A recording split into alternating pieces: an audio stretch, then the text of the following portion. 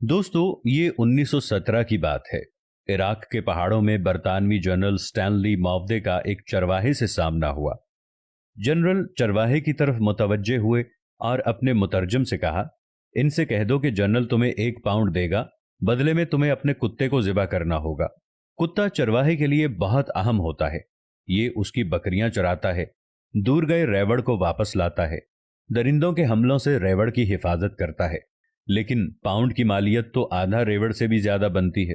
चरवाहे ने यह सोचा, उसके चेहरे पर मुस्कुराहट फैल गई। वो कुत्ता पकड़ लाया और जनरल के कदमों में ज़िबा कर दिया।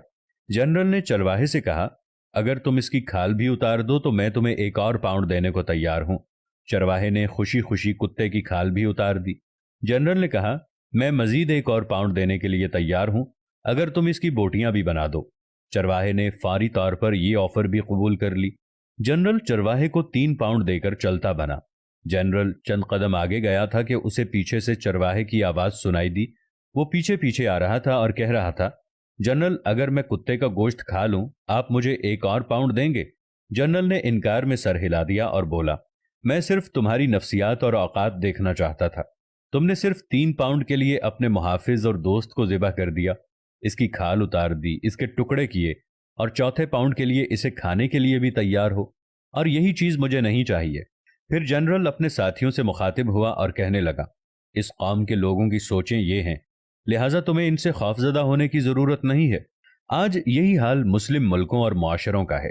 अपनी छोटी सी मसलहत और जरूरत के लिए अपनी सबसे कीमती और अहम चीज का सौदा कर देते हैं। और ये वो हथियार है जिसे हर इस्तेमार, हर काबिज, हर शातिर दुश्मन हमारे खिलाफ इस्तेमाल करता रहा है। इसी के जरिए इसने हुकूमत की है और इसी के जरिए मुल्कों को लूटा है। आज हमारे दरमियान, हमारे मुल्कों में कितने ही ऐसे चरवाहे हैं जो न सिर्फ कुत्ते का गोश्त खाने के लिए तैयार हैं, बल्कि अपने हमवतन भाइयों का गोश्त खा रहे हैं और चंद टकों के एवज अपना वतन बेच रहे हैं। ये वाकया डॉक्टर अली अलवर्दी की अरबी किताब लम्हातुल इज्तिमाइया मिन तारीख इराक से लिया गया है, लेकिन मौजूदा हालात पर बिल्कुल फिट बैठता है।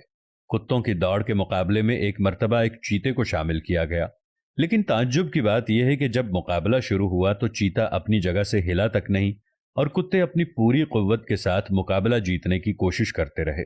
चीता खामोशी से देखता रहा। जब मालिक से पूछा गया कि चीते ने मुकाबले में शिरकत क्यों नहीं की, तो उसने दिलचस्प जवाब दिया। कहने लगा, कभी कभी खुद को बेहतरीन साबित करना दरअसल अपनी ही तौहीन होती है। हर जगह खुद को साबित करने की जरूरत नहीं होती। बाज लोगों के सामने खामोश रहना ही बेहतरीन जवाब होता है। कुत्तों के साथ कुत्ते दौड़ते हैं, शेर और चीते नहीं।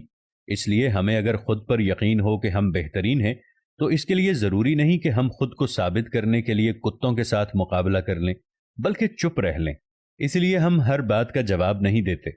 कुत्ते समझते हैं हमें मुकाबला करना नहीं आता। इस वाकये की दुम यह है कि हमेशा चीते वाली सोच रखें, वरना कुत्ते हमेशा परेशान करते रहेंगे।